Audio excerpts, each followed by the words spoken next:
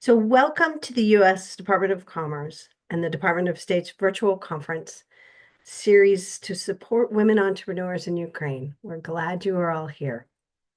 My name is Kate Eisler, and I'm the co-founder of the WMarketplace. We are an international economic development business with a mission to support women entrepreneurs globally. They're delivering technical assistance, training, and consulting services. We are proud to be partnering with the U.S. Department of Commerce on this important series.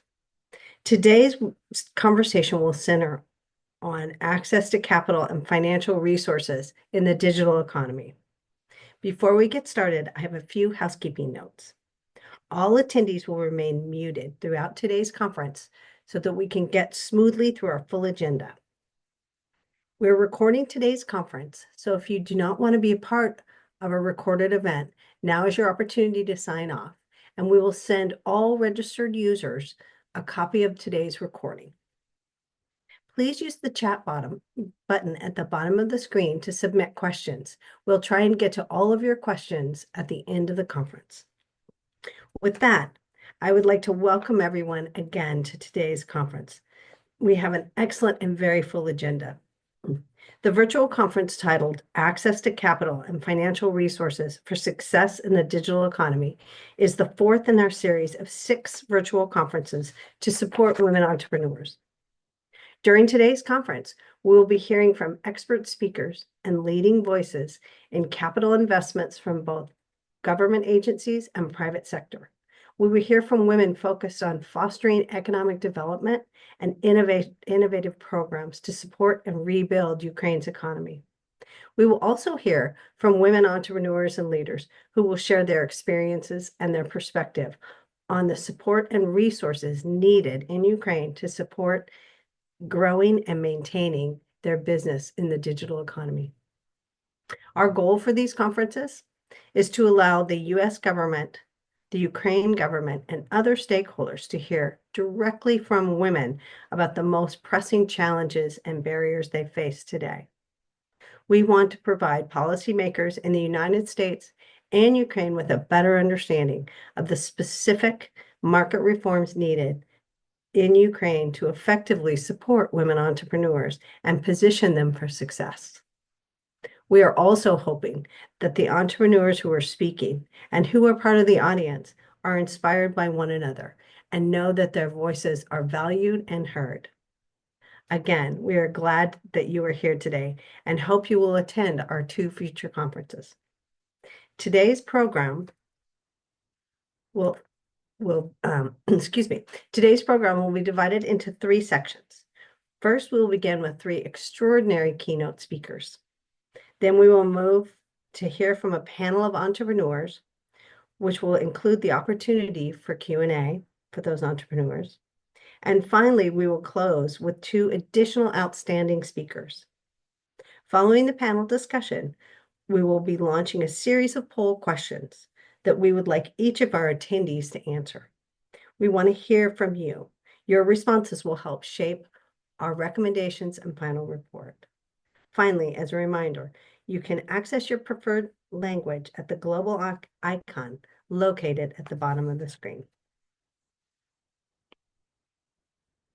Without further delay, I would like to introduce our first keynote speaker, Lisa Kaestner, Country Manager for the International Finance Corporation, IFC, Ukraine, and Moldova.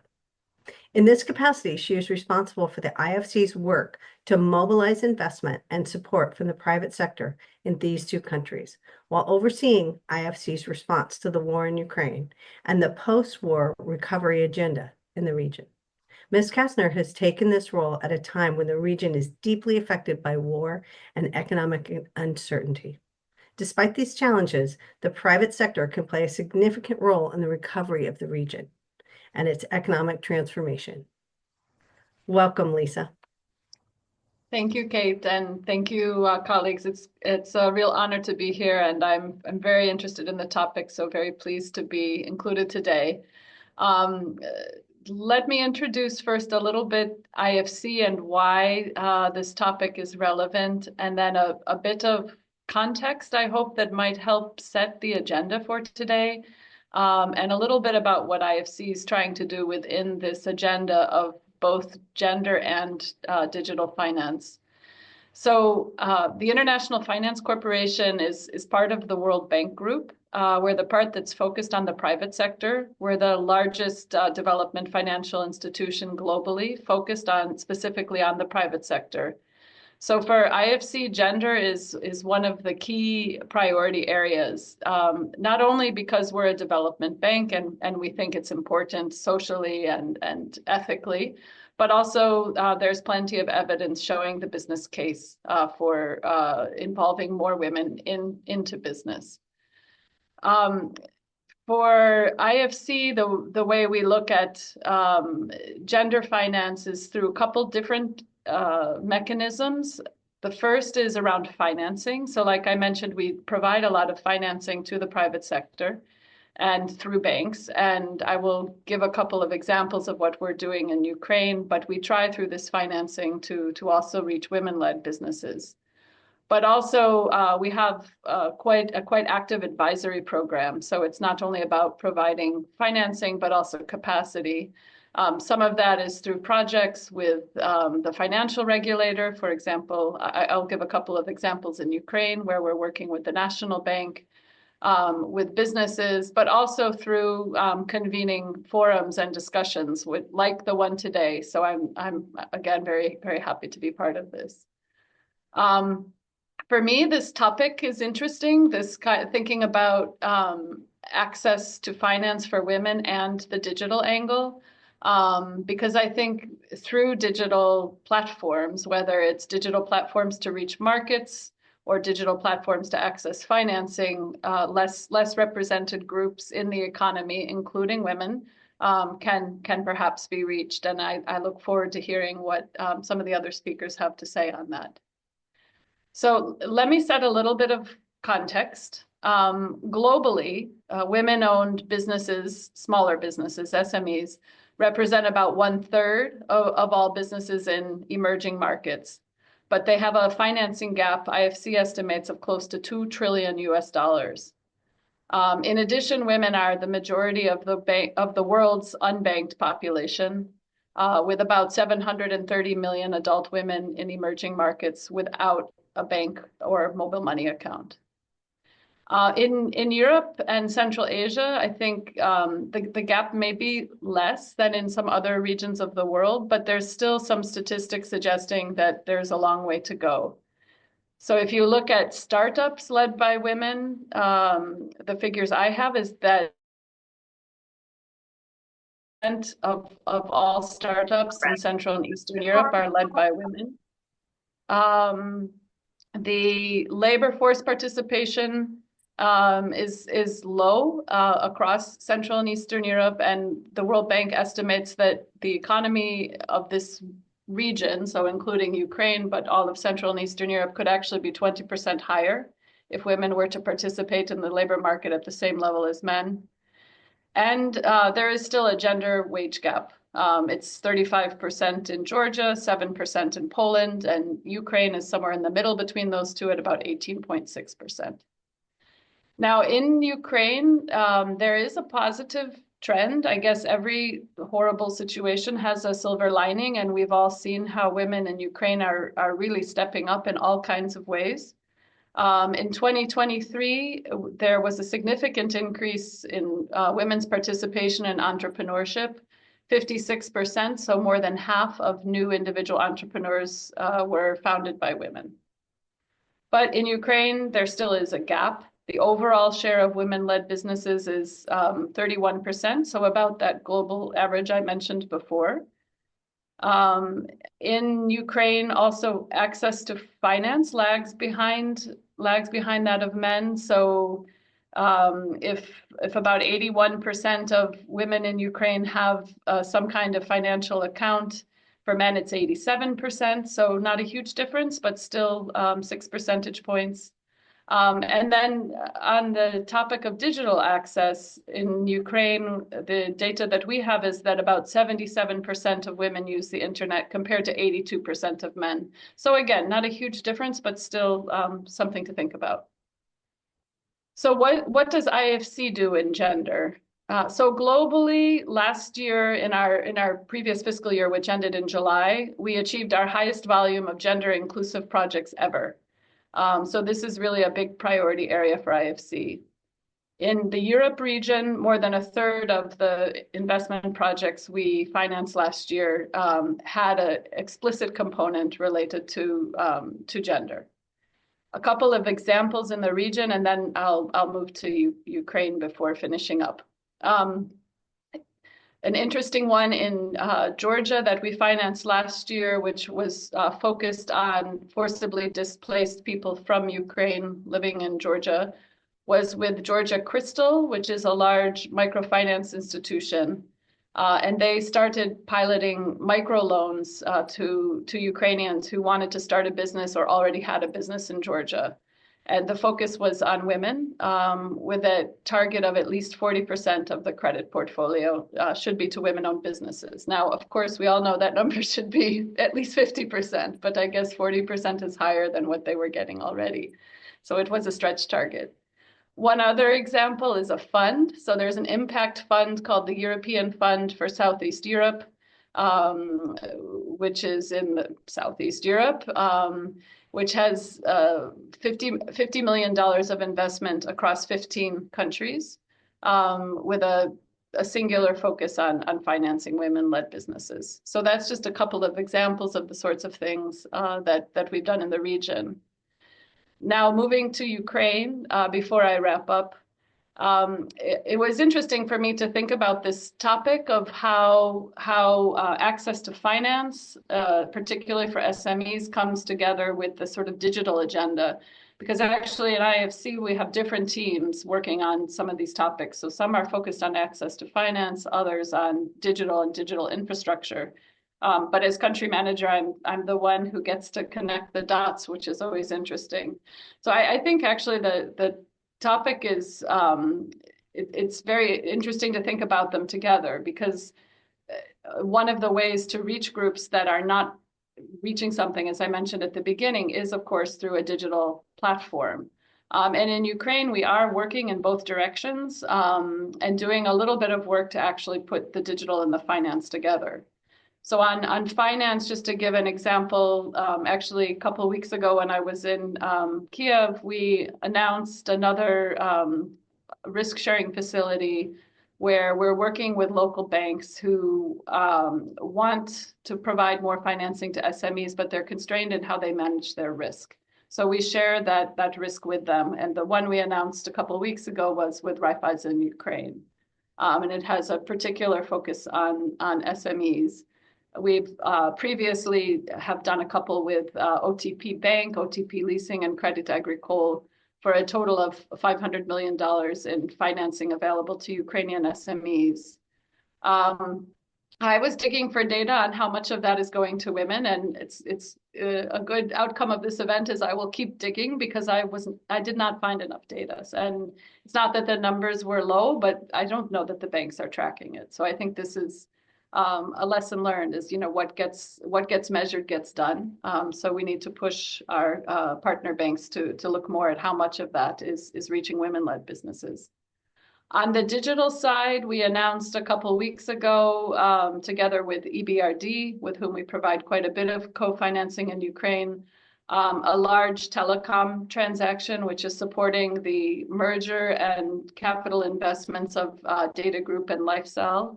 And the objective behind that financing is to ensure that even through the full-scale invasion, the mobile and telephone services in Ukraine continue to develop and grow and speed up. So we're supporting also the digital side. The one program we have where we bring these two lines together, the digital and the finance, is work that we're doing together with our World Bank colleagues with the National Bank of Ukraine, which is regulatory work around how Ukraine can develop a more cashless economy. So on that, we're working on regulatory issues around digital payments and open banking, regulations around digital financial services, and how to leverage more cloud technologies, which I think is particularly relevant in a situation where in some regions of Ukraine, it's difficult to to get to a bank or to be able to move around. So my hope is that by connecting some of these dots between access to finance for women and access to digital infrastructure and removing regulatory barriers, that we can contribute to some of the objectives that I think are implicit in our discussion today about how women can better access finance through digital platforms in Ukraine.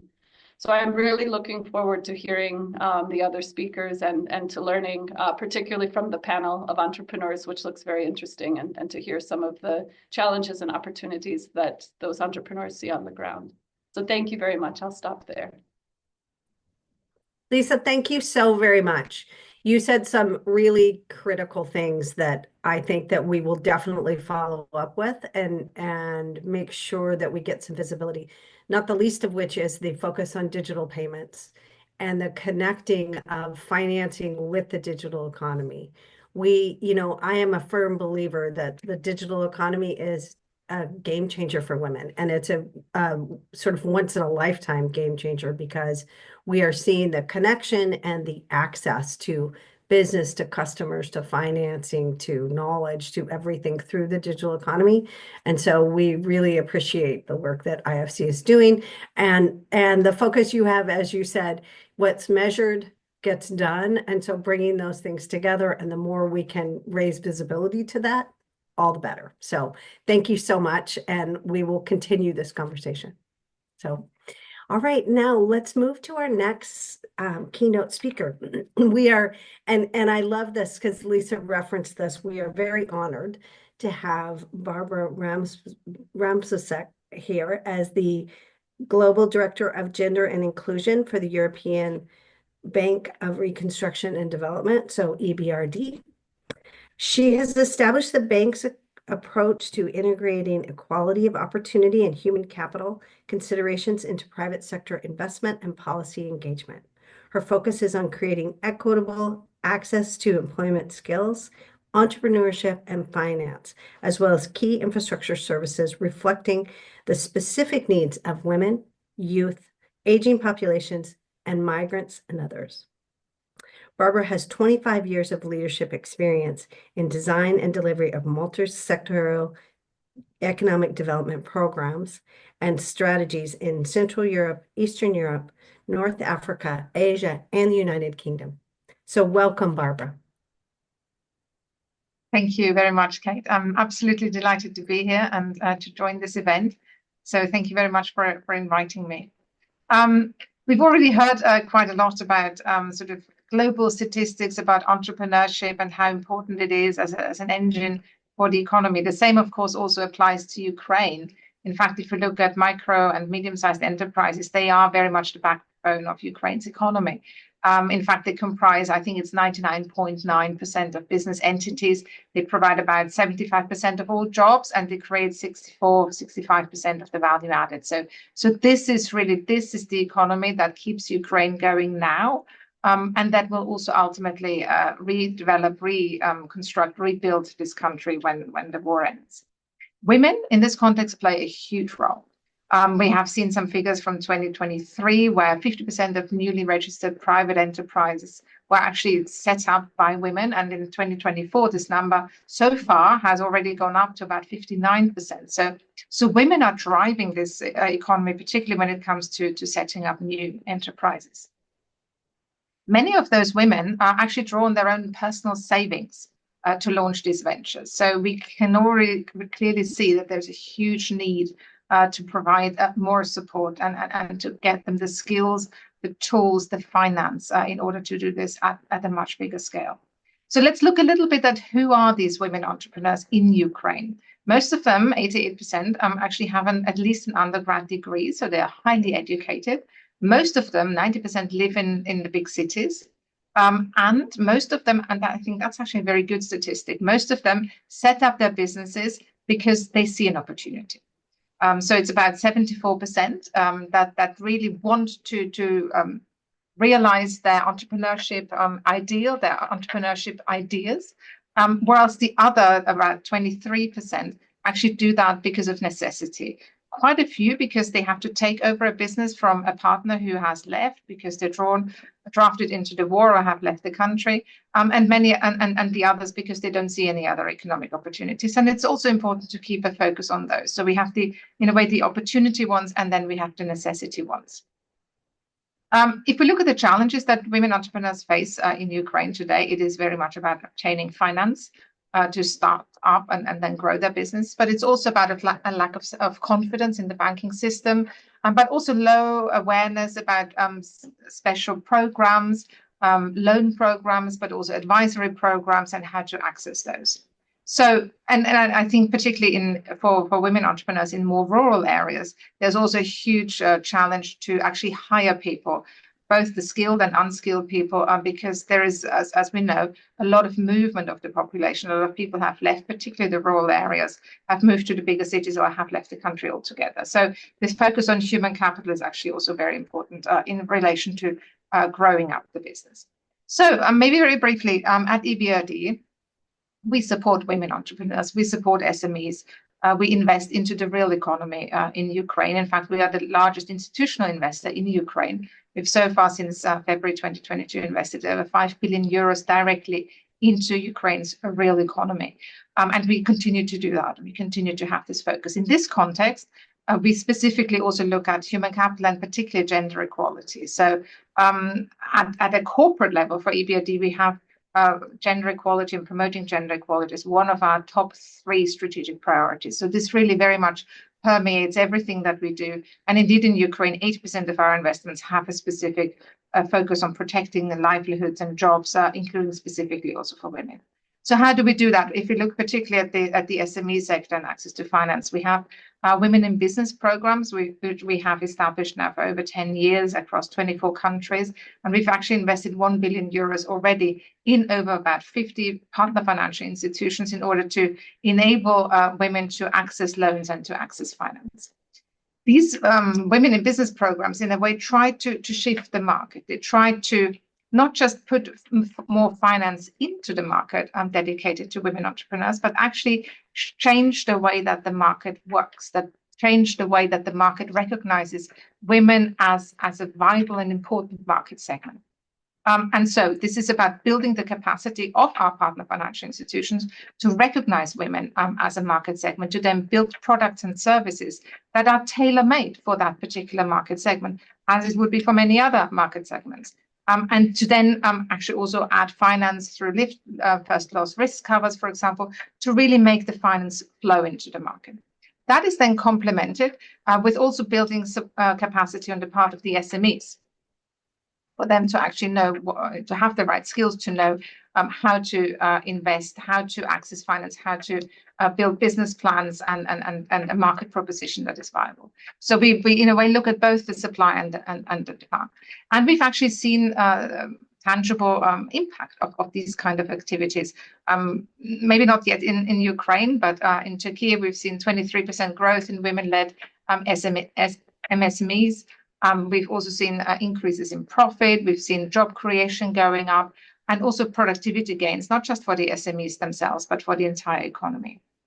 So it's really important that it's that shift of the market and changing the way that the market operates in order to really give women a very lasting access into the market and a stake in this market. And for that, what we do is we have our Women in Business programs, but then we also look at policy reforms. So we're working with the Women Entrepreneurship Finance Initiative, for example, to actually build capacity of central banks to collect sex disaggregated data to better understand where are the bottlenecks if you look at the regulatory system for women to set up and grow their businesses, and how can those regulatory barriers be removed for women to do that. So in a way that this focus on supporting women entrepreneurs, including in Ukraine, including in circumstances that are very, very challenging, where women had to maybe relocate their businesses or where they lost access to their supply chains or access to their markets, is something that we have been doing really from February 2022 onwards.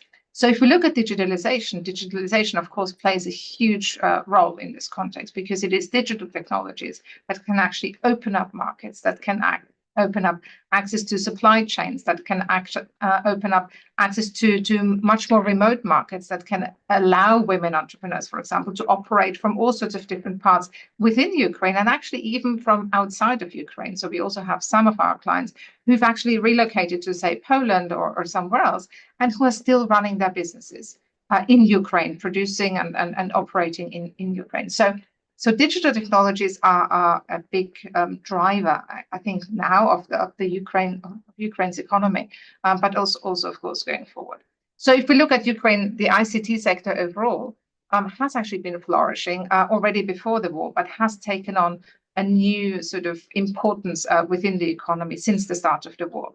And the government and policymakers clearly have focused on that very strongly. There are several national strategies that specifically focus on this digital transformation of the economy and supporting not just SMEs, but the entire economy in this context. So if we look at SMEs specifically, there is, of course, then a need to build capacity, again, on all parts of this ecosystem that I described earlier. It's the financial institutions to use digital technologies in order to make finance and also the non-financial services that they offer available to SMEs, women-led SMEs included, in a better way. Then capacity building also to the women entrepreneurs themselves, for them to better understand how to access, how to use those digital technologies, also how to invest in applying digital technologies within their own businesses, to acquire the know-how they need to for that, and also the finance, which I think is essential.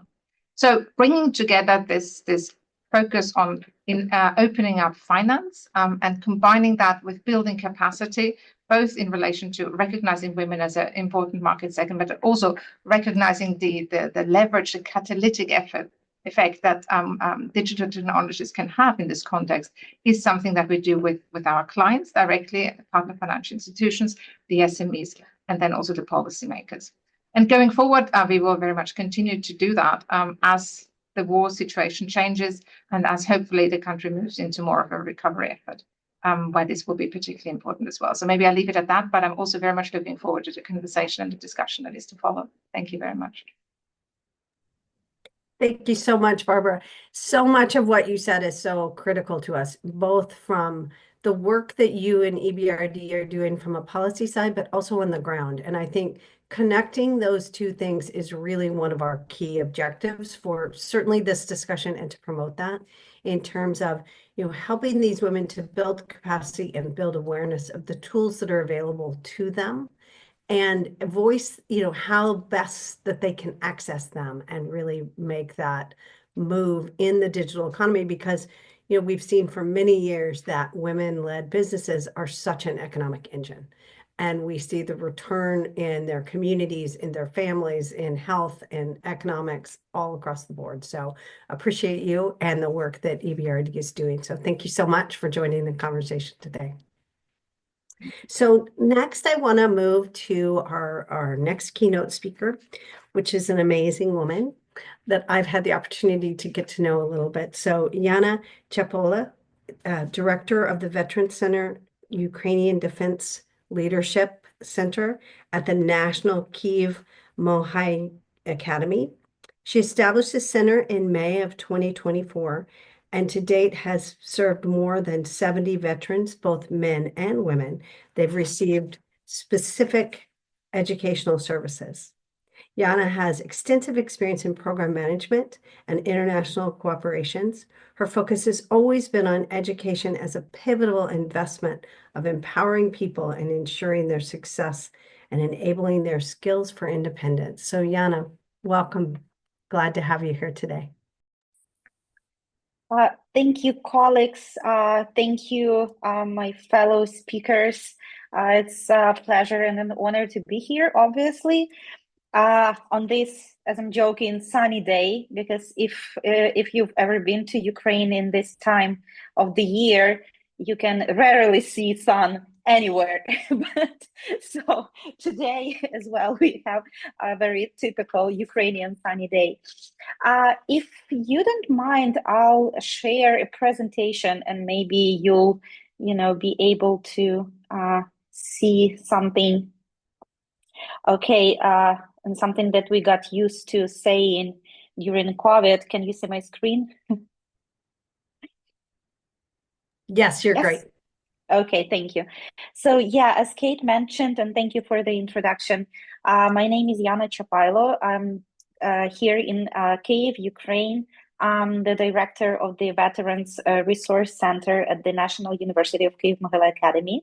And we are called Ukrainian Defenders Leadership Center. So even though in our name we do not specifically have women as our target audience, we are working with veterans who served in the military, who are now protecting our country from the full-scale Russian invasion. We do work with women, and as a university, as a public higher education institution, we also feel our responsibility in part. Sorry. I think that's not on my side. I think that, yeah, someone unmuted. Yeah, about the center, our center is an educational and a research hub. Our work is dedicated to fostering a society where veterans, both men and women, have a pathway for their professional growth and can take an active role in shaping the country's future. And just today, a couple of hours ago, we actually had a roundtable at Kyiv Mohyla Academy that was devoted to the role of private and state initiatives to engage veterans into the Ukraine's economy.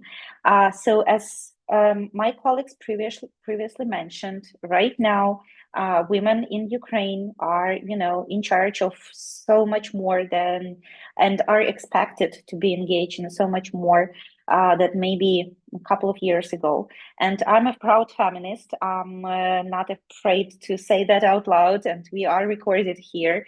But I do know that, my colleagues feel a lot of responsibility when joining the army, which is a very specific, and very special role for them, but also working in all areas of our economy, including digital economy.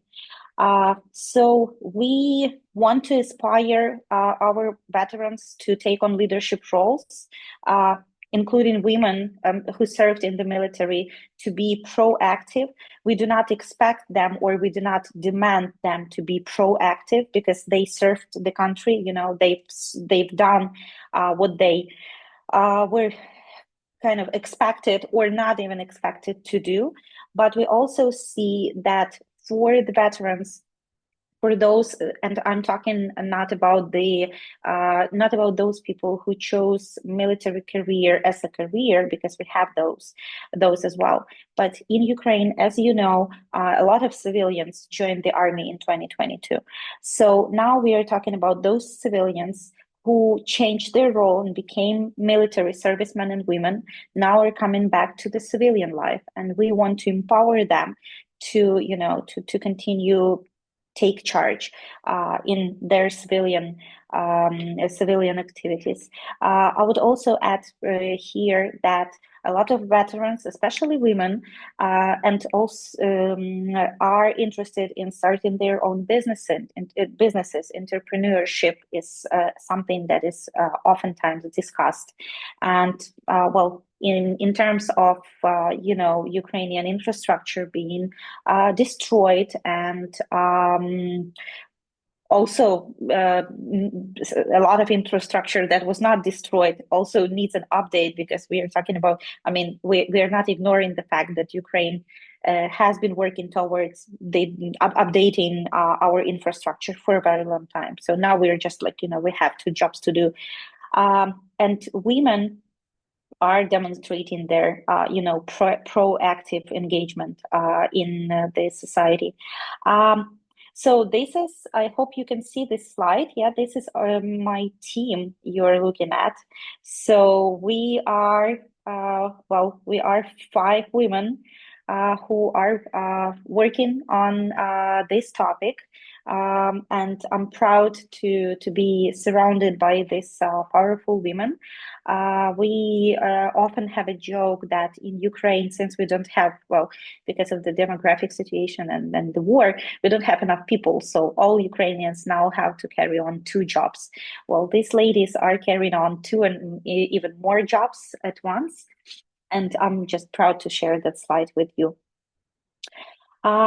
And trying to bring back our conversation to the digital economy and to the roundtable that I've just mentioned, because it's, you know, on the top of my head. So we had a very productive discussion today with representatives of, women and men, veterans, and representatives of small businesses and mid-scale level businesses, trying to discuss and find ways on how to engage more people into the business field, how to encourage them to start their own businesses, but also how to provide them with career guidance. We're like, as in my introduction, Kate mentioned that I'm a strong believer in education, and I do think that there are a lot of problems that can be solved with education. I'm not only talking about higher education, I'm talking about vocational education or post-degree or non-degree education. I'm talking about the workforce development and all the stuff that is right now crucial for Ukraine, and specifically for Ukrainian women, who for some of them were not able to get the proper education. Some of them were never expected to take charge, to be breadwinners. Right now, they are facing a lot of challenges in that area. We are also talking about women who are, caretakers, who take care of their husbands or of their elderly parents or of their kids, or for everybody for that matter, because that's how we do things. We care about people. We cannot ignore that part of ourselves. And this is just something that is there. So we at the Veterans Center, we do believe that to support women's engagement into business area, into the labor market, including the digital labor market, educational opportunities can help them a lot and empower them. It also builds a very strong community. And there's a couple of photos here. So we have one of the programs that we launched is the Leadership and Resilience program for the veterans. And the goal of the program is to provide support and professional empowerment to those who, as I've mentioned, wish to work in the field of public policy, for example, community building, other leadership initiatives for the reconstruction. And yes, I mean, well, I'm answering my own question that was just in my head. We've been thinking about the ways to find the best way to adopt this program, to offer this program. We had conversations about offering maybe separate programs, maybe programs for men and for women, separate groups. But then we realized that the network that is created here is one of the most, I would say, crucial outcomes that we receive from the program. We have proactive men and women who are looking for the ways, to find their path, and we are seeing how the network that they work with empowers them to do that. Moving on, there are several programs for the career guidance and career counseling for war veterans that we offer. They are also gender neutral. We offer them for both men and women, and we also see how it builds these strong connections, I would say, and also understanding for that. I would emphasize that for those who maybe know a bit more about the Ukrainian military, unfortunately, we have still prejudice towards women who serve in the army. I would say the proactive part of the population understood long ago that if you want to serve, it doesn't matter, you're whoever you want. This is one of the most prestigious, I would say, professions right now. But still, we do have that, and I'm not ignoring that. And bringing people together in one room, and ensuring that they can communicate with each other, work with each other, it just creates miracles. I don't want to give you too much of the information here, and I know that my time is limited, but I just wanted to add two points here. We are working with on several workshops. We assist the State Employment Service on providing guiding career guidance to veterans who are choosing their new career path. And here, as you can see on the picture, most of the participants are women. They oftentimes find it difficult to communicate with veterans who are, mostly men. Unfortunately, with the war and with the power grid and with the security issues, they are not that flexible in their travel as they used to be. So I would say that even though we are talking about the digital economy here, but I would say that a lot of challenges that can be answered in Ukraine right now are through the online offering of online activities and engaging people. And I'm not saying that meeting offline is not important. Obviously, communication, is everything. And I've witnessed, for example, when people from Zaporizhia joined our workshop in Kyiv, and they were extremely excited, and they were crying and thanking us, because apparently the last time they were out of their city, Zaporizhia, was before COVID, because COVID, and that was 5 years ago. So COVID hit, and then the full-scale war started, and Zaporizhia Oblast, 70% of Zaporizhia Oblast is occupied. So they are not able to travel that much. And apparently, with everything that is happening right now, they are expected to provide the best services they can, but they were limited in their professional development opportunities, learning opportunities that they will urgently need.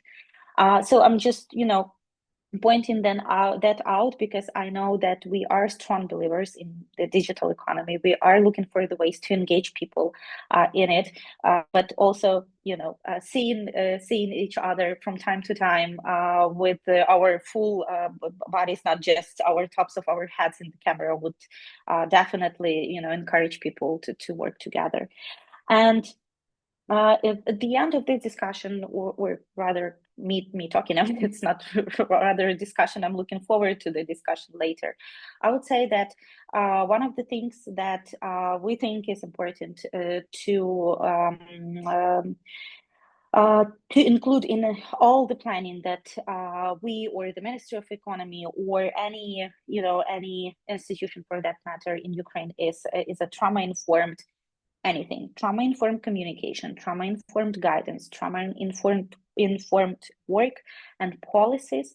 This is something that we find very helpful for businesses who hire veterans, for businesses who hire women, to be aware of our own journeys for that matter. And when we are talking about trauma-informed, we do not mean only military experience. All of us here, I'm sure, had their own stories and had their own experiences and had their own traumas that they went through or their relatives went through. And we, with the proper instruments and proper education, understanding how to engage in situations and make sure that people are comfortable, and you as a person are comfortable in working with others. This is just something that we are working on, and I just wanted to share that. So maybe when planning next activities, when working on something, you just think about trauma informed ways of communicating and engaging your colleagues, your peers.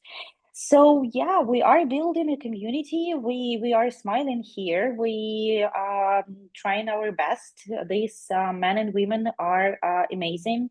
The women who served in the army, who are now coming back, who are now in the process of finding their career, or of engaging into the economy, of establishing their plans, next steps.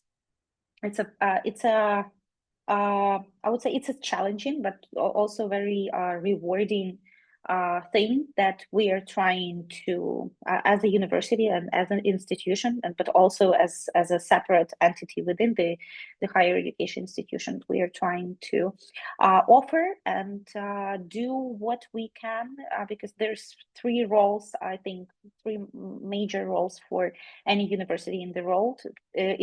It's educate, it's research, obviously, but it's also service. And this is the time for us in Ukraine to take charge in the service area to those who need our assistance and our advice. On this note, I'm thanking you, and I will be happy to answer any questions later if you have any. Thank you. And thank you. It's delighted to be here.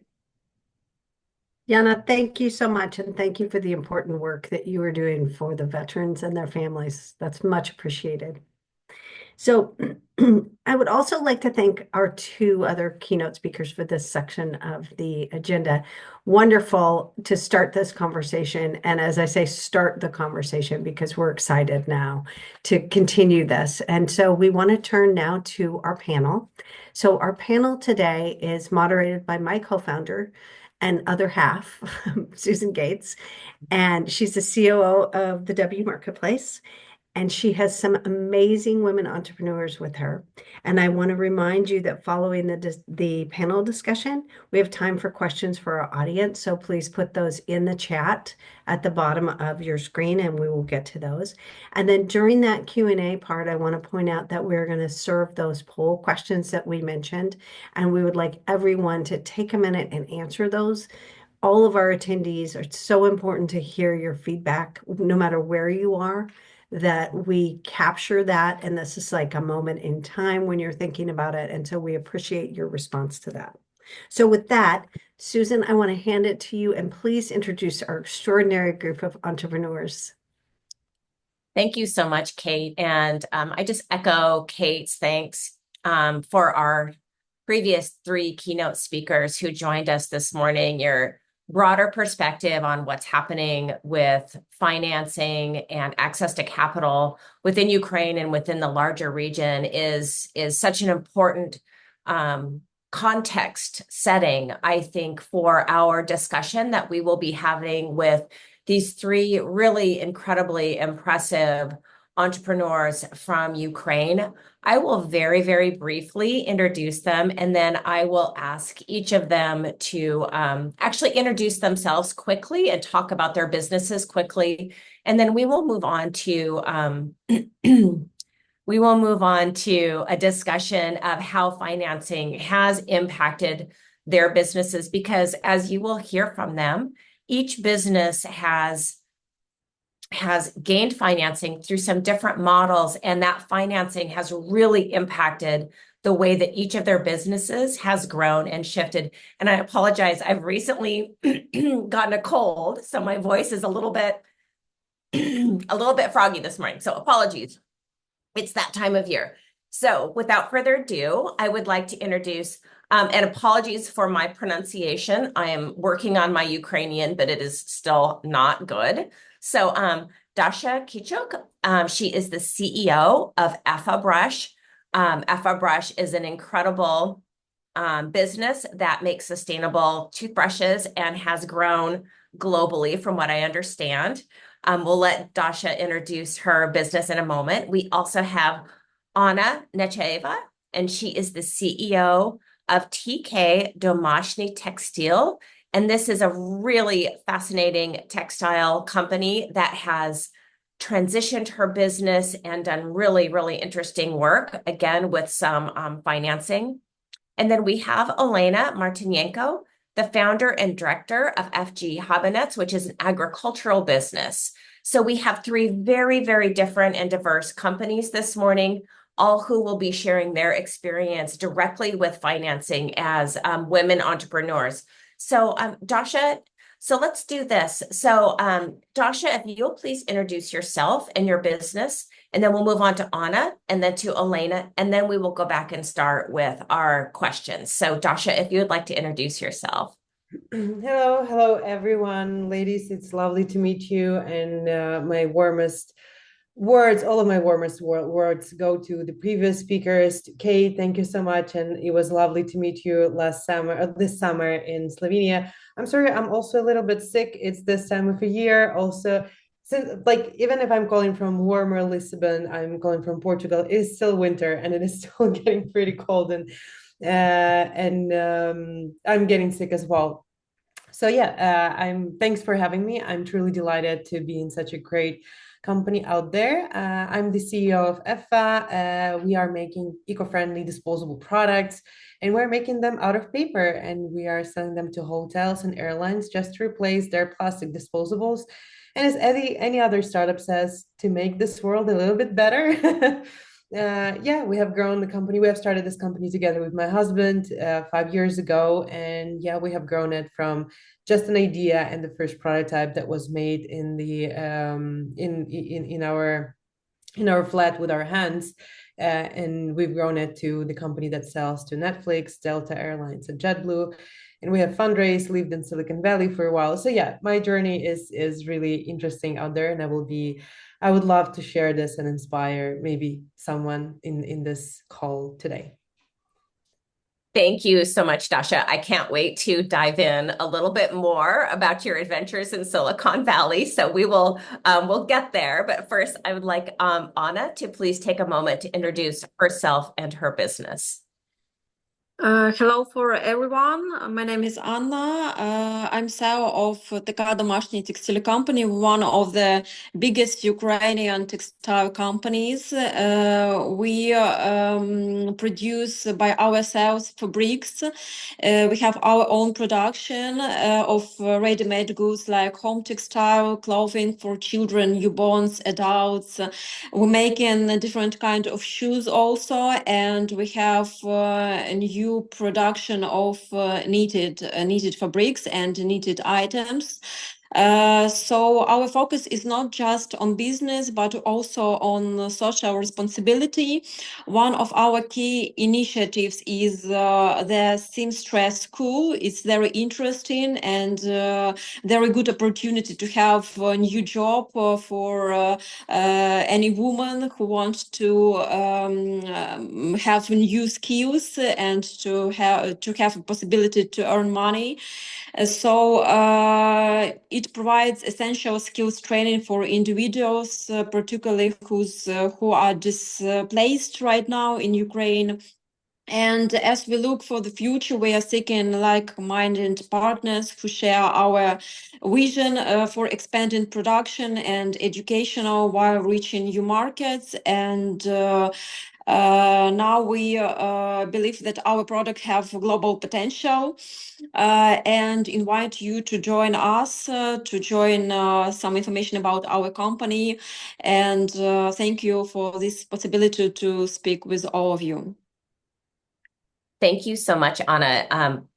I'm excited to hear about how you have developed and expanded your company and about this training program that you have developed. This intersection of workforce development and financing obviously is really incredibly important. So we will come back to that after we have Olena have the opportunity to introduce her business and herself. So Olena.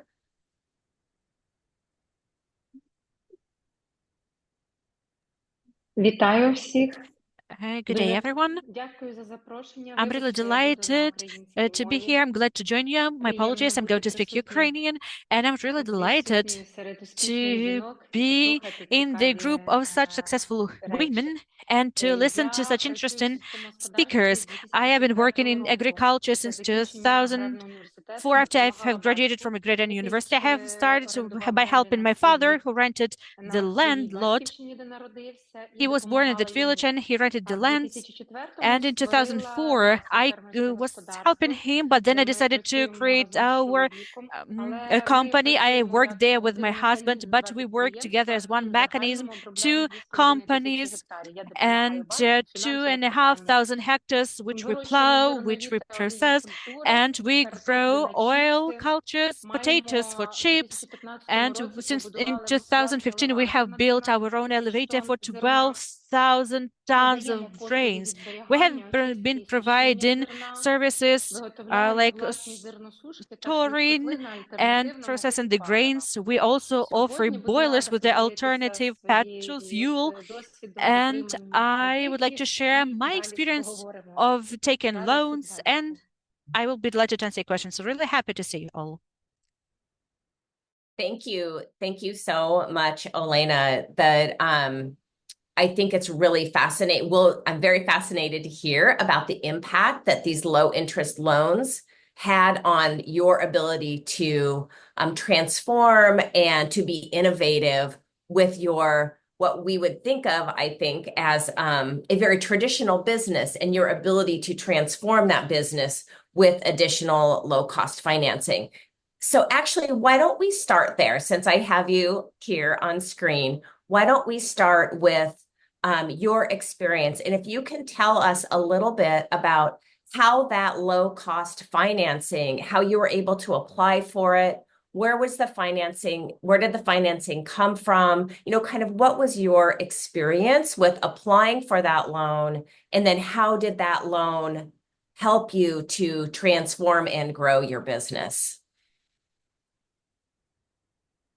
We had two sorts of experience. In 2022, negative one from Ukraine. I'll cover it a bit later if you wish, but in 2023, owing to USAID, the investments for business sustainability and OTP Bank, our two enterprises have received a loan for 5 million hryvnia, and that was the amount of the loan. The grain price has dropped, and to buy the grains as the sowing material, it was really difficult. And we addressed ATP Bank. We have seen they had this advertising, that announcement that called that they offer the loan in cooperation with the American program, and it was really easy. We didn't have to assess our real estate or property, and we only had this agrarian contract with them, and we didn't have to offer collateral, and I and my parents were the owners, and we were provided with this loan. It was really beneficiary for us. And in March, we have received the loan. We have received the loan in December, but in March, we could sell the grain with a 30% increase in the pricing. So we could have this added value in our company, and we have offered the new jobs to people, and we have saved some money, and we could procure some equipment to process soy, beans, soy, and grains, and it was a really successful case. Today, we have already paid off the loan, and we are really grateful, as 0.01%. That was the interest rate, and we had the interest rate of the 10% in Ukraine, so we managed to cover it all. So we continue working. We succeeded. That's a really amazing story, Olena. Thank you. I mean, the impact is very clear from this low interest loan. I mean, you mentioned employment, you mentioned the ability to have some savings to reinvest. Those are all such important impacts. You also mentioned that it was easier, or that you were not successful with applying for financing earlier. Could you just give me a little bit more understanding of the difference? So you mentioned collateral, you mentioned having to have assessments of the value of your farm. Can you just share a little bit more about the difficulty in achieving financing prior to this low interest loan? У 2022 році в Україні стартувала In 2022, Ukraine launched a grant program. We applied for this grant. We wanted to procure equipment for processing sunflower. In November, we received 5.5 million hryvnias from the state.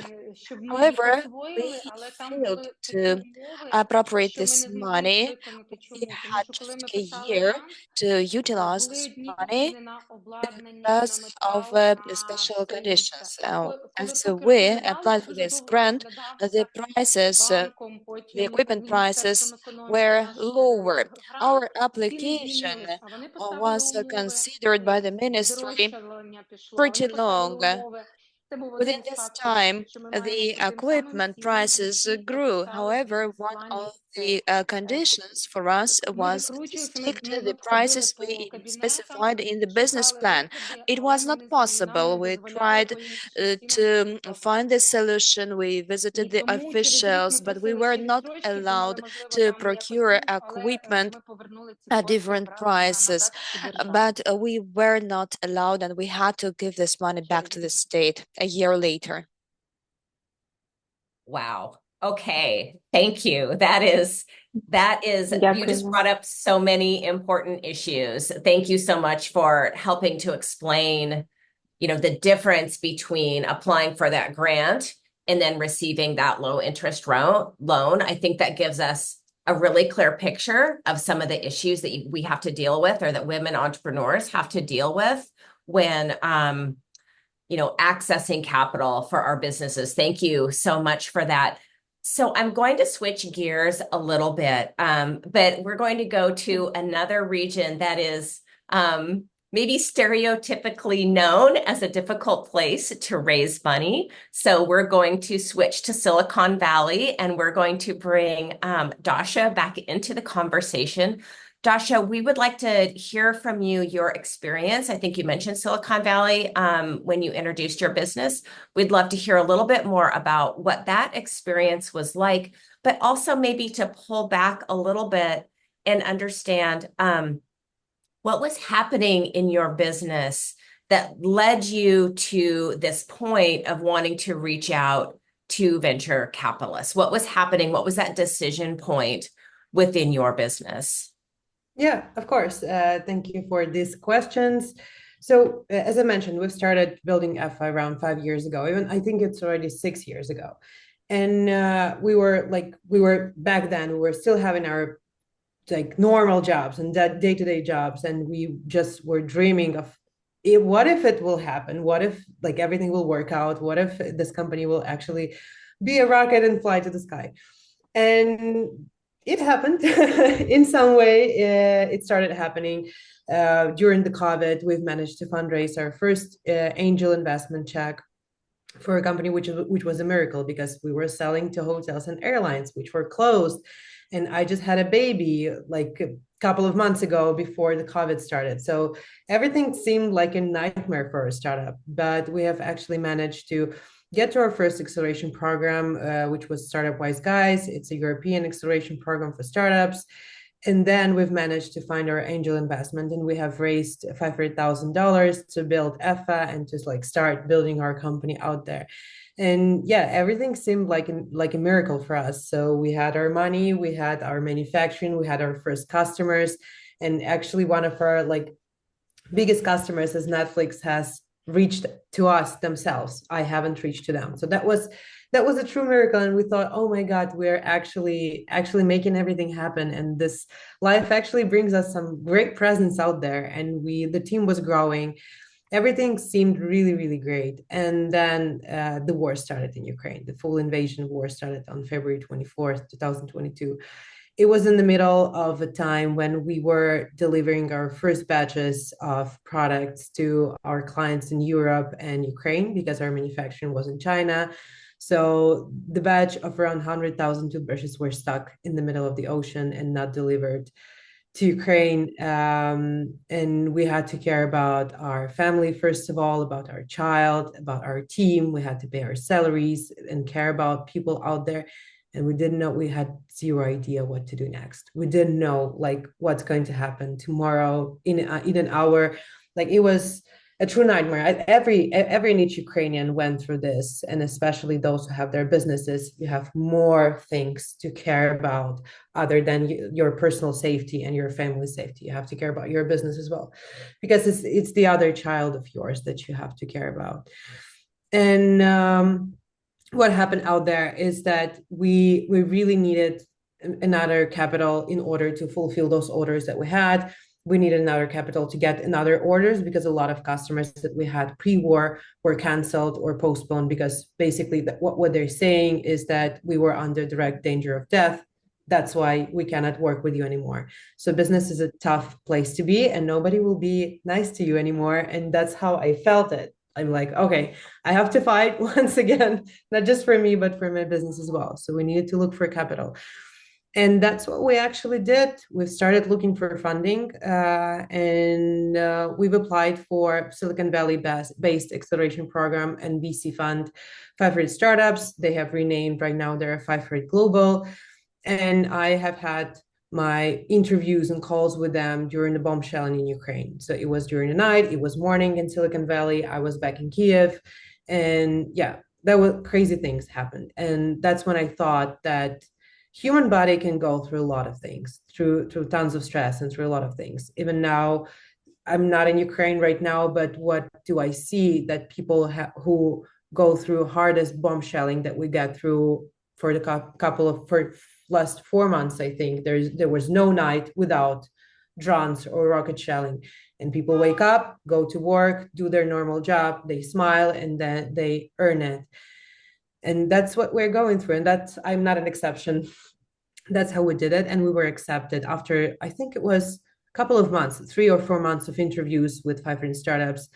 And that's how we've managed to secure funding from them. It was a great thing for us as well. So we've managed to move to Silicon Valley and to try to fundraise and to build our company there. So we have managed to do some decent sales during our being in Silicon Valley. So we've signed up contract with Delta Airlines and JetBlue and a couple of hotels and distributors out there. Silicon Valley itself is a great place to be. It's a good place to fundraise. Susan, you've mentioned that it's a place where it's hard to fundraise, but I will not agree with you on that, because Ukraine is much harder right now to fundraise.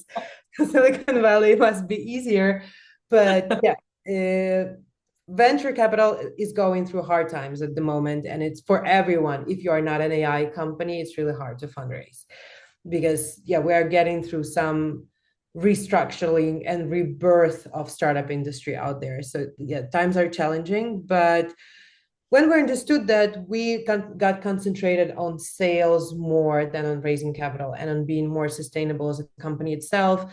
And we understood that we have to refinance ourselves without external capital for now. And then when the times are better, and if we need it still, then we'll go for another round of fundraising. So that was our story in Silicon Valley. And then because of the cost of living in Silicon Valley is a thing. It's like, it's crazily expensive to live there. That's how we moved to Portugal, and now we're living there. I have a happiest baby on earth, and I always say that Portugal is my biggest therapy country out there. So my heart is getting healed, and yeah, we are still working on effa and bringing this rocket to the sky. And for us, in a better place than Silicon Valley. For us, it didn't work, but I love this place. It's a great place to be. You learn a lot, and you get more and more professionals for every day. But for me, it didn't work as well. Thank you so much for that, Dasha. I think that you touched on so many things that I think are common for any startup business, but then you add in another layer of being a female entrepreneur. Our hearts are always, I feel like our hearts are always divided with our families, and you're a new parent as well. And between our business children and our birth children. So you have really been birthing 2 businesses, and on top of that, going through this incredible difficulty, as you mentioned, of taking calls while you're in the middle of a war crisis, and the fact that you have you have continued to grow your business, and you have continued to grow your sales, and that you have also, you are making adjustments and thinking about the financing for your business differently based on what's happening within your business. I think that's a really interesting lesson and story to tell. I think it's something that those of us who have raised money understand that it comes at different times and has different purposes. So thank you for sharing that story as well. And we're really happy for you that you're in Portugal and you are having a chance to pull back and focus on your health and also the health of your business. So thank you for sharing your story. We're going to move to a little bit of a different story. We're actually going to talk about talk with a woman who has successfully received a grant and gone through a grant application process that has really helped her to develop and new opportunities for her business. So this is Anna, again, with a textile business in Ukraine. Anna, if you could please join us. And I would love to hear a little bit more about how the experience of applying for this grant and then how this grant has affected your ability to develop your business, create new opportunities, and what that was like for you. Thank you very much. First of all, I want to say that we make main three things, then the war starts. First of all, we understand that we need to find new opportunities for our company because even the unknown seems to exist. Because stopping our production was not an option for us, and we had a responsibility to keep all our employees to get back in Ukraine. We all are now located and work in Ukraine. All of our employees come back because we have full of work. We guarantee that then they come back. They understand that they have work and they can earn money. So this is very important. And what did we do? First of all, we worked harder, so there is no another option. We work more than even 8 hours per day. We work without holidays, without weekends. We understand that we need to to do more and more things. And we start to participate in more kind of tenders. For example, we explore in international markets, we're seeking out new clients. So then we start to do it. We understand that our products is very nice. They are competitive, but we can make something new products, and we can make even more production lines and more assortment. So we try to think in deeply, and we start to finding some grants. And that is why we, right now, we participate in them, and we win a lot of grants. One of these was for a new line of our products, for knitted products. So it's a program USAID, Keynotes. So after we win this grant and we start to working on it, we make more than 40 new jobs at our factory. So that is why it helps us to have new jobs, new people come to our factory, and we making more and more goods. And it's really helpful for business because it's only one sample which we have, because we have another kind of samples we have grant for English version of our website. They really help us, and we win this grant with GIZ.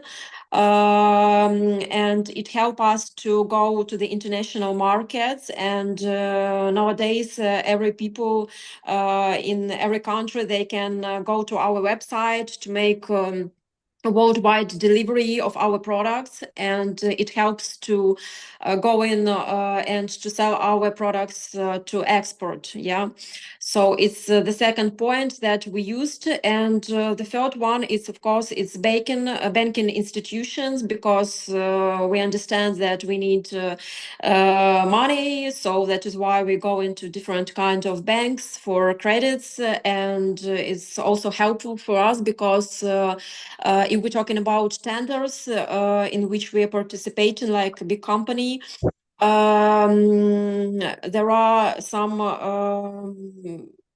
not good for business conditions of payment, so we need to ship all the goods, and after we received the money, and this banking institution, they help us to buy raw materials, for example, to start production, and it's really helpful for us. So it's a short of our experience of our company. Thank you so much for that, Anna. I think that, each of our panelists today has really shown how different forms of financing has helped them to grow their business. So, I'm hearing from you that grants have been incredibly important for your business. And from Olena, obviously, the low interest loan was profoundly impacted her business. And then Dasha, the experience of both raising money and then using that money to grow revenue has just been really impactful as well. I would like to ask each of you, how have digital resources enabled you to either increase your customer reach or other resources? So have you used digital tools for financing or to extend your business revenue? So just kind of what is that intersection of the digital marketplace and your business? And Anna, maybe we'll start with you, and then we can move to Olena and then to Dasha. For our business, it's very important. We just from this year we start to export our products, so it's a really good possibility to sell our products in different kind of marketplaces, and that is why we make English version of our website with different kind of currencies. You can choose it, and moreover, we have experience to have grants to go in, for example, to the exhibitions, trade missions for different countries to present our products and to sell them directly in this market. So we use it, and we think that it's for our future. So that is why we want to expand in it in the last New Year's. Fantastic. Thank you. Let's move then to Olena. Olena, can you also respond to that question, please, regarding digital tools and your ability to grow your business? В принципі, ми працюємо напряму з Generally, we work directly with traders or with the processing companies, while the seaports were not operating. We looked for Ukrainian processing companies, and we honestly did not use any marketplaces because we worked directly with the processing companies, especially in Ukraine. So unfortunately, I have no experience to share with you.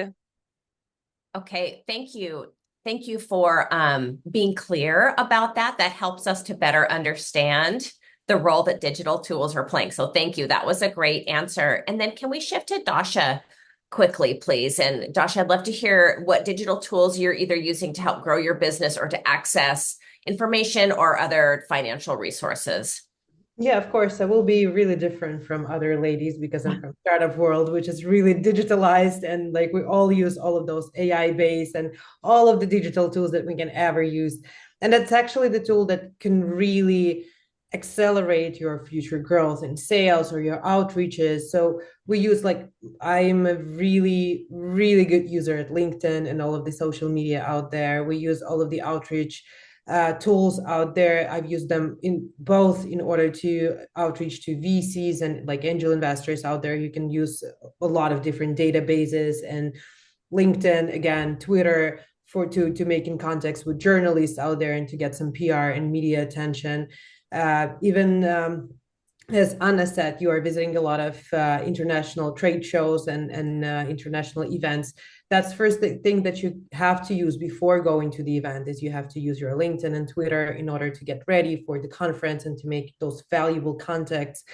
Because yeah, everybody likes offline, but we are living in online era right now. And right now it's AI online era, and we have to adjust and we have to use those tools as much as possible.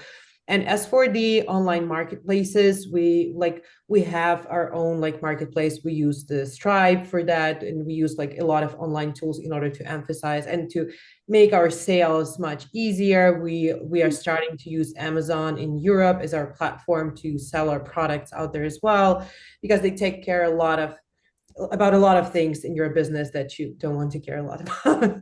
So yeah, we use a lot of them. Like I said, I'm really different from other ladies from classic business out there. Startups are really different. Absolutely. And thank you for highlighting that difference, Dasha. That's so true. We really appreciate that.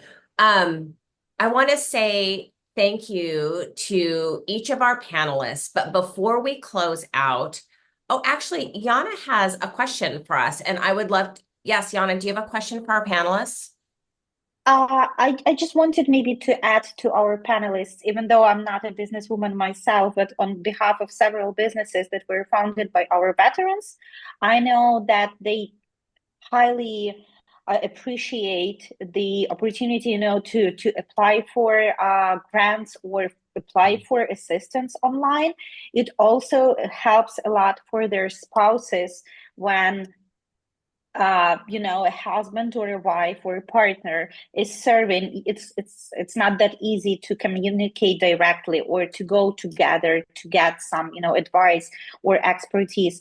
With the digital marketplaces and then this digital access to, well, mostly everything right now, it just it opens so many opportunities for people who are eager to start something new and who may be displaced, who may not be in Ukraine right now, but are planning to return, or who are establishing their businesses overseas but serve back to the Ukrainian communities. So I know several examples from our participants who use that digital space and as something that helps them a lot. Yes, thank you so much for that, Yana. I think that one of the things that you highlighted is that importance of bringing together resources into central locations, like whether it's a marketplace where you're purchasing goods or you're gaining access to information about tools or resources. I think that that is something that's really important, especially maybe for people who have lost their network and their community that they have been part of, and they're displaced and they need those central resources to refer back to. I think that's an incredibly important observation. So thank you so much for that. I'm checking our time, and although I would love to ask our entrepreneurs about 25 more questions, because I think each of your experiences is so interesting and so useful to our conversation. We do have two more really fantastic speakers to move on to. But before we get there, I would like to ask our technical support to please launch the poll questions before we join our next or have our keynote speakers join us again for the end. We have them both in Ukrainian and in English. So please respond to these. They should just take you a couple of minutes.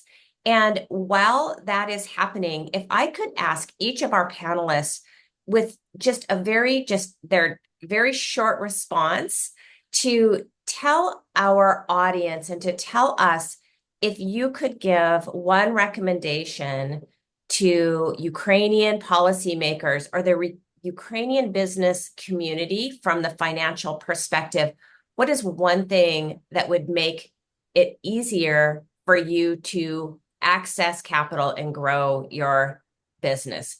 This is your opportunity to really speak directly to those who have the ability to make changes.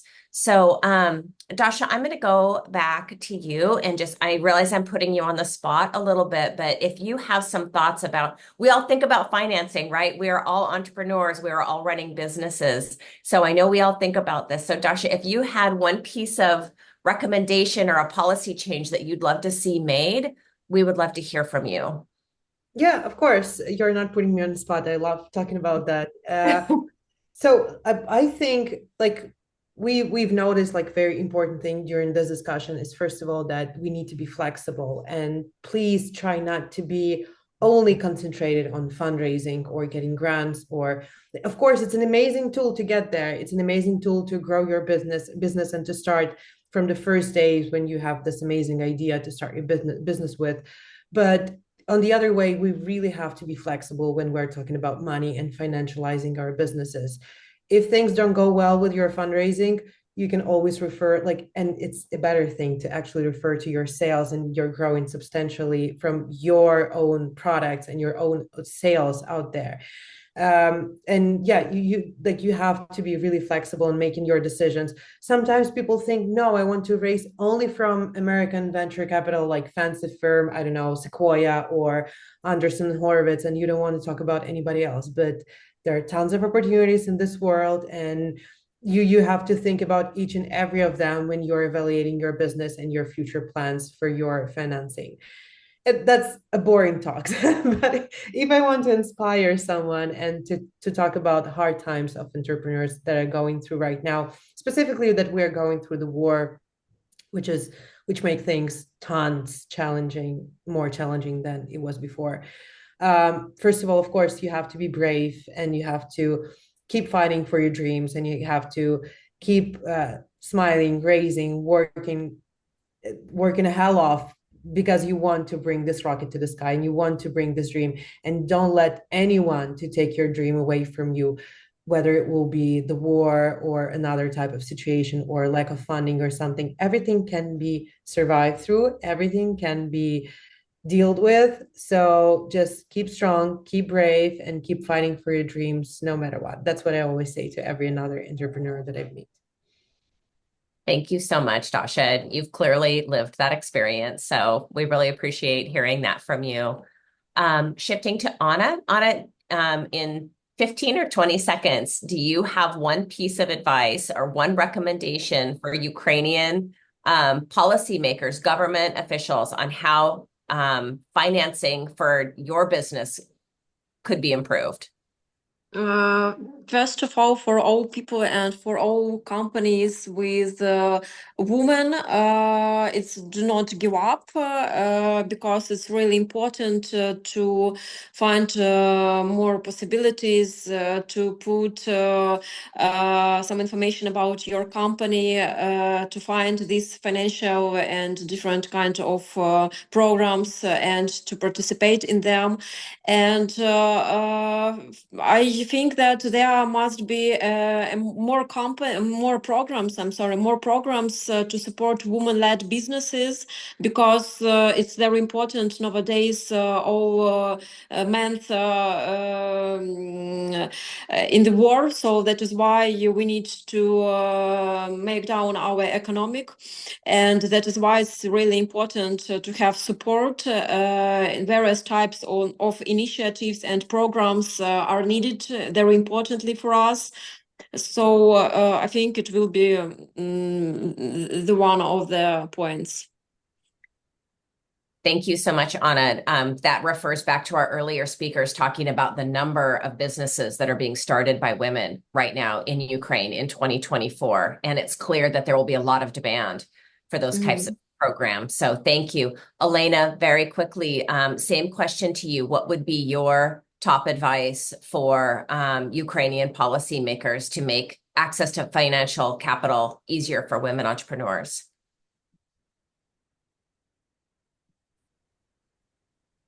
First of all, I think maybe they shouldn't interfere into our activity. We have really high taxes, and The taxation service should fulfill the budget, and it's really difficult sometimes to do this, to pay it all. And the women should unite and talent. There has been a program I have been participating in this, and I'm taking election 4.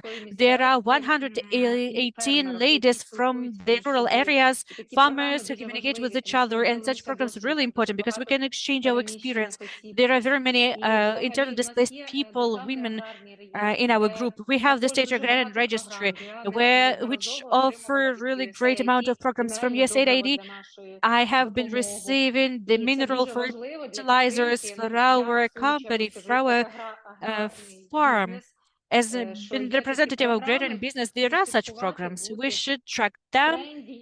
We should stay in trend, and we should keep looking for some grants, submitting for grants. We should knock each door and they'll open to us. Thank you so much. I love that emphasis on staying connected, having a network, but understanding also where resources are and not giving up on applying for these resources. Thank you so much for that, Olena. Thank you to all of our panelists. Thank you to everyone who responded to the poll questions. I'm going to turn it back now to our moderator, Kate, and we will finish up with our 2 final keynote speakers. Thank you so much again for sharing your experience to all of our panelists. Thank you, Susan, Dasha, Olena, and Anna. That was wonderful. I think that you, as Susan said, brought up some really amazing insights in terms of growing awareness of programs. And Olena, you hinted at some of the tax policies that we know for a fact when you have positive tax policy, incenting people to invest in women and in women's businesses, there's a significant change in the economic fortunes. And so that's something that we will also highlight and we will follow up with. So I appreciate all of you for sharing your experiences and motivating our other entrepreneurs that are on the call and that will hear this. So as Susan said, we want to move now to our final 2 keynote speakers that are amazing. And you're going to get a little bit different perspective from these women. And so I'm excited. I'm going to introduce Yulia Kristova first, a board member for the Mayor's Club of Ukraine and CEO of Ukrainian Multiple Economic Development Agency, UMED. UMED is a for-profit enterprise designed to facilitate all needs of international companies and play a critical role in the rebirth of the Ukrainian support for foreign direct investment into and starting with the smallest municipalities and a consortium of municipalities too. So I think you're going to get a little bit different perspective. So I'd like to please welcome Yulia. Thank you very much. Thank you for this invitation. It is really honest to be here with you today and to bring my knowledge and experience from the ground, as I say usually. As you said, Kate, I'm leading of Mayor's Club of Ukraine. It's an old organization. It was created in 2005. But because of our team, 3 years ago, we started work with Mayor's Club as a new management team on the biggest gap, how we analyzed and decided to do the biggest gap. It was economic development of Ukraine. Why? I need to explain. Ukraine decades was a country of centralized Soviet Union and post-Soviet Union centralized economy. And then when market came, business was more flexible than government, especially than local government. We had a decentralization reform before the war during 7 years, and it's still not finalized. So we have some last level, but because of the war, a lot of processes again centralized. Why it is important to understand? Because on local level, historically, local government is not ready for these changes of the market. They never worked with businesses on local level. When we started to work with Mayor's Club and members, by the way, it grew from 50 members to 644 now. Why? Because of this needs of support with international partner on economic development, on investment projects. And we understood that it is difficult for small municipalities to work on international level. And we started to create with them economic unions, which unites from 3 to 21 municipalities together. And then we present on international level already big units of municipalities with big packages of projects. And when we started work with them on local level and meet with them, so we visited our economic unions and spoke with mayors, representative of administrations and businesses. We understood that there's also a big gap of cooperation. Business don't believe government, central government and local government, unfortunately. Maybe because of not so good support. It's one of problems, yes. And second one, they historically, as I said already, did everything themselves. So when we created these economic unions and started to create pipelines of projects, we communicated with businesses and with women also. About the structure, because of decentralization, we have local agencies of development who needs to support businesses. As in Netherlands, where I am now, they have a huge RDA, they call it RDA, Regional Development Agencies, with a big financial support. So this RDA, they invest themselves in startups, they invest themselves in businesses, Dutch businesses. Unfortunately, we don't have such as instruments, agencies, and the system in Ukraine on local level.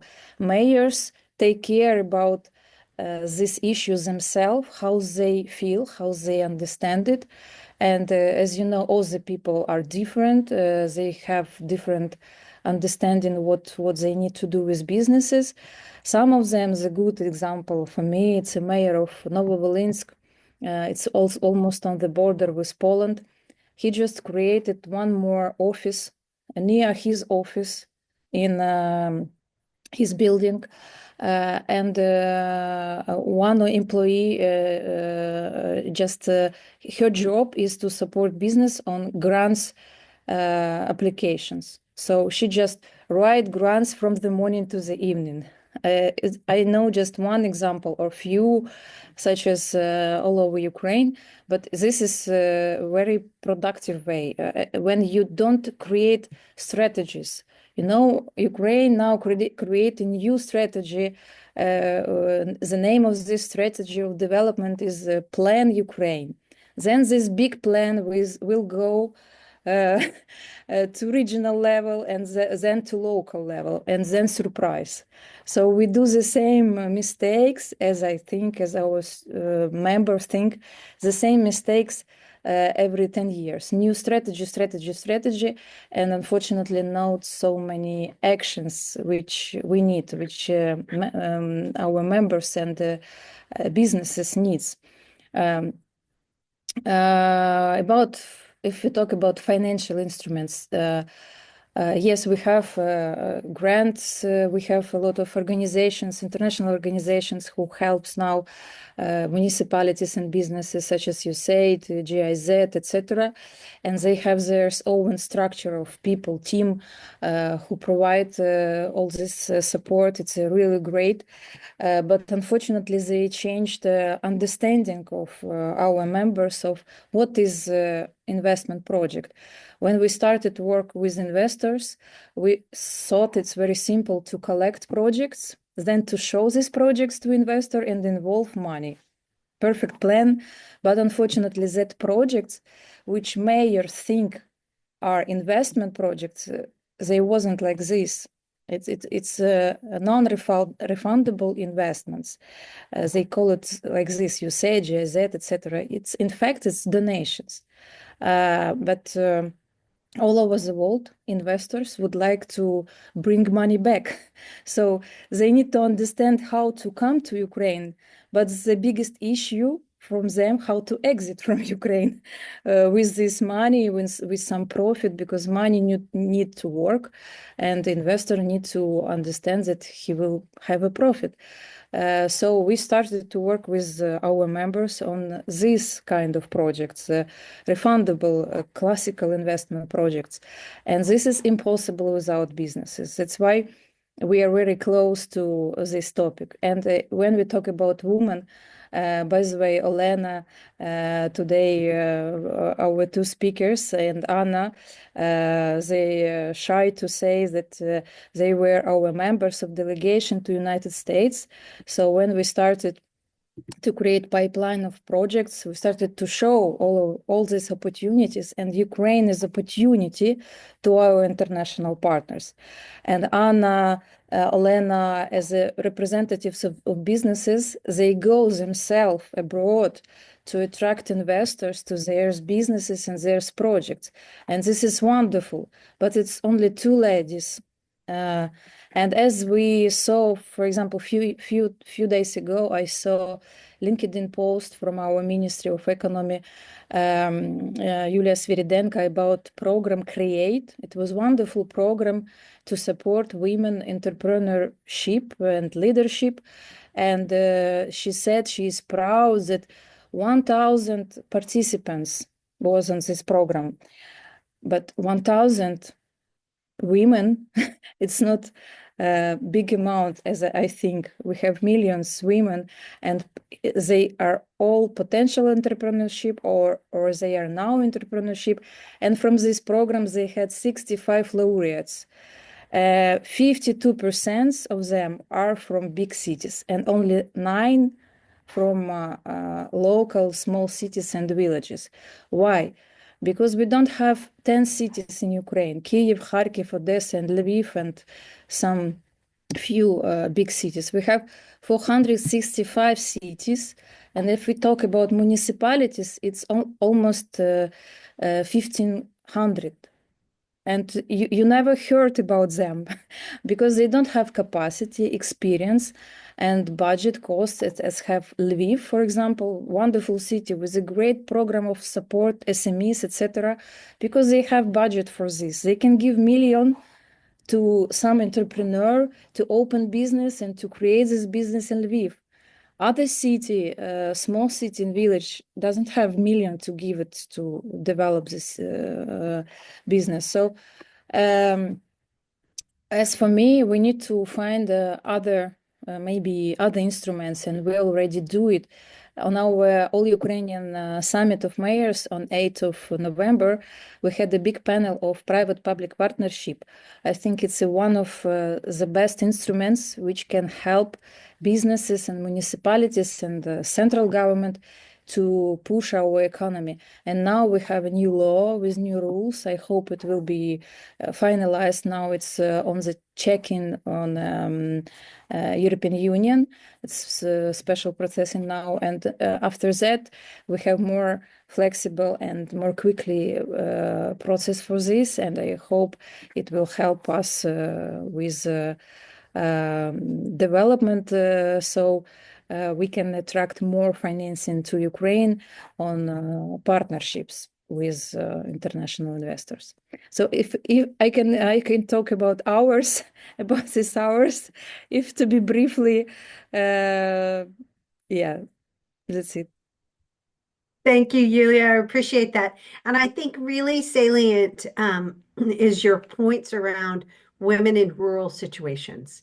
And, we tend to focus on the low-hanging fruit, if you will, with our programs and our building awareness in the cities. And as we go outside the cities, and I think Olena and Anna have each demonstrated that and referred to that. But, when we think about the programs for IFC and the ones that Barbara talked about, those we could build awareness and build some usership and sort of think about some of our recommendations in expanding into rural areas because there is so much opportunity.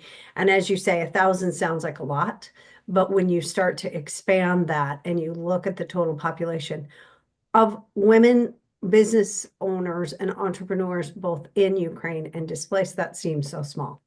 And so appreciate that. And I think that that's really important for us to focus on. So thank you so much for your time and that perspective.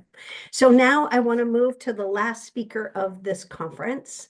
And we are very honored to have Svetlana Kopelinsky. So again, please apologize for our Ukrainian accent and pronunciation. Svetlana is a director of the Project of Educational Center for Innovation and Development Investment and the Agents of Change Project. She holds a PhD in economics and is an associate professor at the Department of Finance for Vlaska Slovenska Prekapit. I'm going to mess it up so badly. PNU University. How about that? So, Svetlana, thank you so much for being here. So good. Thank you so much. Thank you again for the invitation, for all the Kate, Agnes, Susan, Justina. It is a great honor to be a part of such important events for the development of women and entrepreneurship. And I would like to emphasize that I'm not only a scientist at Vasily Stefanik Prekapetyan National University. I'm also I practice in business, in consulting business, project and cluster management, and that is why I'm here, I suppose. And just a moment, I'm share my screen and try to summarize some information about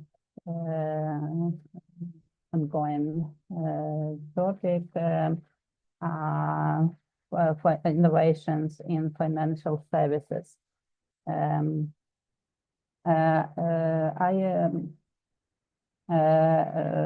Innovation in financial services, as we understood, play a key role in supporting the women entrepreneurs, especially in the transition to a digital economy. According to a World Bank report, access to finance is one of the most significant challenges for entrepreneurs, and women face these problems more than men. Only about 10% of female entrepreneurs in Ukraine have easy access to bank loans, compared to 20% of male entrepreneurs. I would like to summarize some information as previous speakers have mentioned. The most common sources of funding and opportunities, and can be said to have been known before the war, include grant programs from the Ukrainian Women's Fund, USAID, and the SME Development Program, EBRD's Women in Business Program, and microcredit and concessional financing from Public Bank of Ukraine, Ощадbank, Private Bank, and the International Finance Corporation, and also Global Microfinance Organization, such as Kiva and Rockefeller Foundation. I skip this file because this slide because I share this presentation to all, and move on to the next slide. Next, I would like to focus on innovations in financial services. The key importance of financial services innovation are expanding access to finance, innovative financial products such as microcredit, crowdfunding, and digital payment system greatly facilitate access to capital for women who often face difficulties in obtaining financing due to lack of collateral or credit history. Crowdfunding platforms, for example, allow women startup founders to raise funds without having to go through traditional banking procedures. The next point is reducing the digital divide. In the digital economy, access to online banking and mobile applications, for example, Monobank, Private24, allows women to manage their finance quickly and efficiently, even in remote regions, as have been mentioned recently. Statistics shows that 50% of women entrepreneurs in Ukraine actively use digital platforms to do business, which is an important factor in the competitiveness. The third point is strengthening economic independence. Innovative solutions such as blockchain and financial technologies, fintech, promote transparency and security of transition, which reduces the risk of fraud. This is especially important for women who want to run their businesses in a secure environment. The fourth point is support the development of startups and small businesses.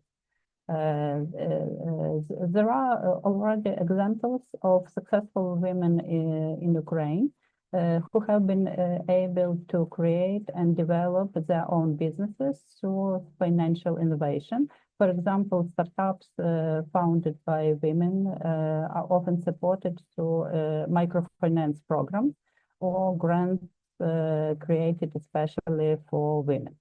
And the fifth point is promotion, inclusion and equality.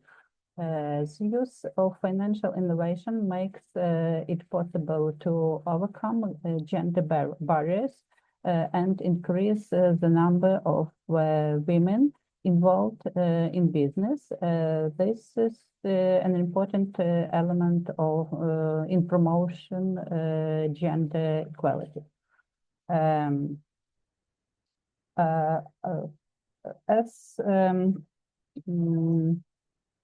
To discuss this in more detail, I will first outline the ongoing innovations in the financial services that already exist in Ukraine. The first digital platform for financial inclusion, the second online lending and crowdfunding, and the third one is digital, sorry, I get a call to and digital currencies and blockchain. Maybe I won't show all presentation in details because I share this presentation with organizers, and this presentation will be shared to participants, I suppose. And I only do some accents in some other points, such as the points, the following 3 slides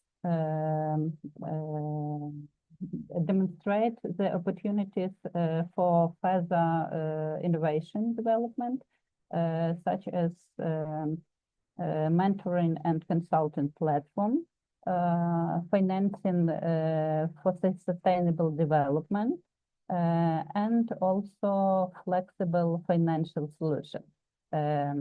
I only show this slides in short terms because I suppose our time is over, and that is why I try to reduce my presentation. The third part of my presentation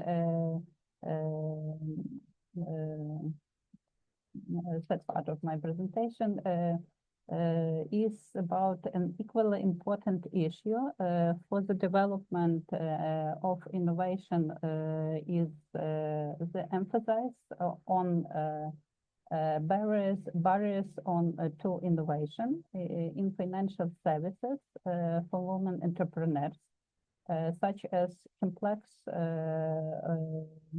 regulation and access restrictions.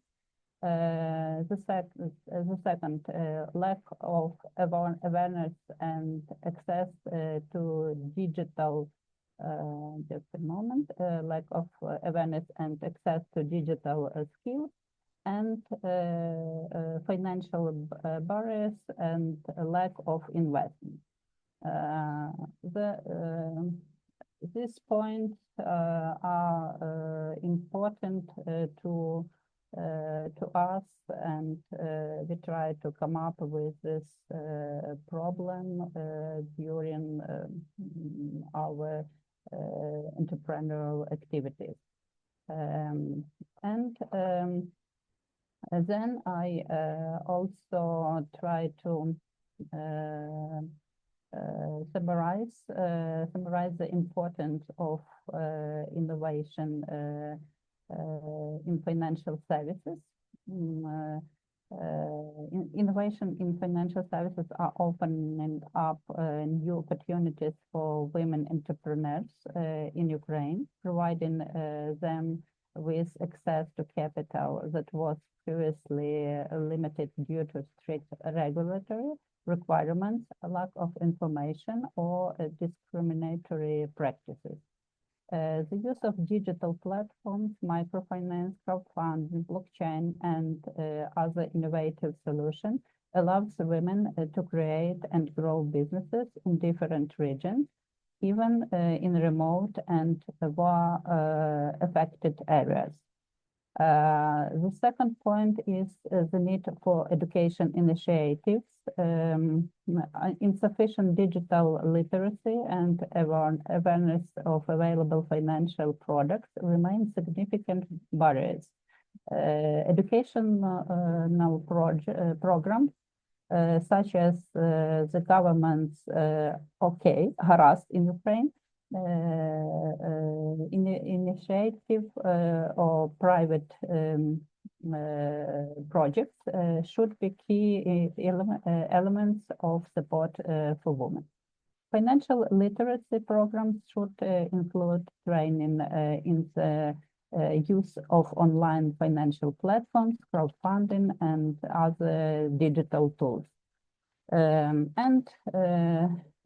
The recommendation to further improve innovation in financial services in Ukraine are the following steps are recommended: creating an innovative financial environment, enhancing digital infrastructure, developing financial products for vulnerable groups, and also developing financial product, improving the regulatory framework and integration with the international programs. This points, I suppose, is key and in our discussion, and I hope our government take into account them and we maybe our success to capital to different digital tools will be easier than at this moment. And at the end of presentation, I would like to mention that my region, Ivano-Frankivsk region, Prikарpattia region in Ukraine, is not so attacked as other region in our region is a little bit calm. And we try to provide different women's entrepreneur support and we provide different business forums as you can see at the slide. And also I would like to mention that emphasize export assistance to women entrepreneurship recent in last years, and hold business forums that are platforms for communication and establishing partnerships. And just one point, I'm also use in my consulting, in my training, digital tools to attract grants and other support. And the center where I work, Agents of Changes, help our communities, our internal displaced people, including women entrepreneurs, to attract grants and to use artificial intelligence in this activity. That all that I tried to reduce in my presentation. Svetlana, thank you so much. I think there was some really important information there in terms of non-traditional financing, some alternatives to banks in terms of crowdfunding, new digital tools and blockchain, and some of the broader view of this. And I think that that's a really key piece that we want to add. And thank you for the recommendations that you've given, because I think, you know, the skills gap in terms of financial literacy and digital literacy is something that we're seeing all over the world with women. And there are really concerted efforts that we want to put forward to erase that skills gap and that lack of understanding and those perceived barriers to getting engaged in the digital economy. And that's one of the things that we're trying. So thank you so much. And I want to really thank all of our presenters today and our audience for being here. We have really enjoyed bringing this conference to you because I think that the capital to finance some of those things, those skills gaps, that information, that building awareness is a really key piece to innovation and for women to develop their businesses and contribute economically, both to their families and their communities and their countries. And so I really appreciate that. So with that, I want to just again thank everyone for being here today. And I want to invite you, please, to join us on December 17th. It is the last in our content gathering series of conferences, and we will be talking very specifically about the barriers in operations and infrastructure, logistics and supply chain that women businesses in Ukraine are facing today. And so we want to invite you back for that. And I would also say that we are delivering our summation and final recommendations from all of our conferences in the new year on January 14th, and we will be notifying you of all of that. And so we will keep in touch with you. And I really, again, you know, the information that you have provided and the perspective that we have heard from basically across the world today has been inspiring and wonderful. And I really appreciate you being here and sharing your time and your expertise with us. So thank you so much. And we look forward to seeing you in a few weeks for our last conference. Thank you so much.